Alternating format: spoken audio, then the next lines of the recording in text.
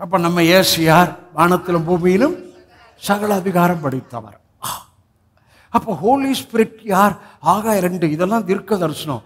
ஆகாய 2 வானத்தையும் பூமியையும் ஒரு விசை அசைத்தார், இன்னும் ஒரு விசை அசைப்பார். அப்போ ஹோலி ஸ்பிரிட் யாருன்னு கேட்பேன். அவர் தாங்க வானத்தையும் பூமியை அசைத்தவர் பாஸ்டர்னு சொல்லணும். இதெல்லாம் மனசில் பதிகிறதுக்கு தான் திரும்ப திரும்ப சொல்கிறேன். அப்போ ஹோலி ஸ்பிரிட் யாரு? வானத்தையும் பூமியையும் இன்னும் ஒரு விசை அசைக்கிறேன்னு சொல்லிக்கிறாரு.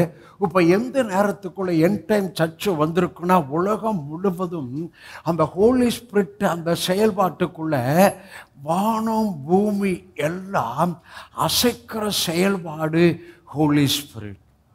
ஆனால் நீங்கள் அசையாமல் இருந்துடக்கூடாது. வார்த்தை வர்றப்ப சில பேர் பாருங்கள், அப்படி பிரசங்கத்தை கேட்குறப்ப கூட என்னமோ ஒரு ஸ்டிப்பாக அப்படி என்னமோ அட்டென்ஷனில் அப்படி இருந்து ரிலாக்ஸாக கேளுங்க.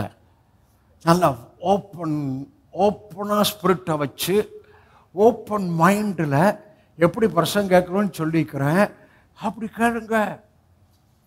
சரி, 3வது நம்ம டாடி யாருன்னா வானத்தையும் பூமியையும்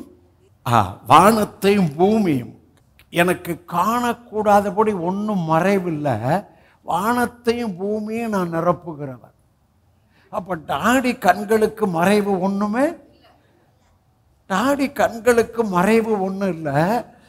உங்கள் பிரச்சனை அவர் கண்ணுக்கு தெரியும். அவ்வளோ புரிஞ்சுக்குங்க.